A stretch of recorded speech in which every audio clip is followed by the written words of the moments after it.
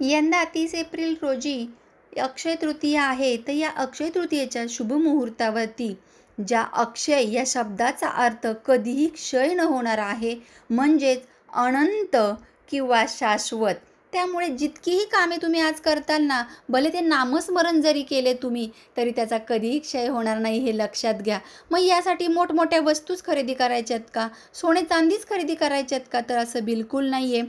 संस्कृत भाषेत अक्षय या शब्दाचा अर्थच अखंड, स्थिरता आणि वाढत जाणारा असा आहे. मग यामध्ये आपल्याला आपल्या घरात सुख, शांती, समृद्धता नांदण्यासाठी या शुभ कार्यासाठी पूजेचा शुभ मुहूर्त सांगितलेला आहे, 12च्या आत करायची आहे.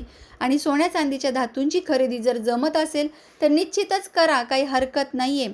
पण उत्तर दिशा धनदेवता कुबेर आणि देवी लक्ष्मीची दिशा मानलेली आहे. शास्त्रामध्ये या दिशेला अत्यंत महत्त्व आहे. तर या ठिकाणी तुपाचा दिवा जरूर लावायचा आहे. अक्षय तृतीयेच्या दिवशी उत्तर दिशेला हा दिवा लावल्याने धन, वैभव, सुख, शांती, समृद्धता नांदते, हे लक्षात घ्या. आणि हा दिवा अखंडित तुम्ही चालू ठेवायचा आहे. अक्षय तृतीयेला रात्रभर संध्याकाळी लावायचा आहे. बरोबर तुम्ही 6 वाजता हा दिवा प्रज्वलित करायचा आहे. स्वरशास्त्रानुसार, स्वरविज्ञानानुसार हा दिवा लावायचा आहे. कसा ते नीट ऐका लक्ष देऊन.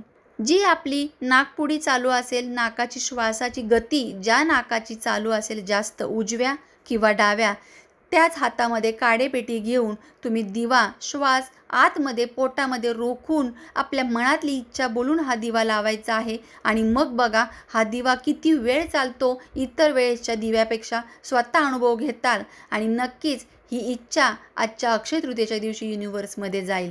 चला तर मग हा अत्यंत पॉवरफुल उपाय करायला विसरू नका आणि आपल्या चॅनलवर आणखीन या संबंधित व्हिडिओ बघायला देखील विसरू नका.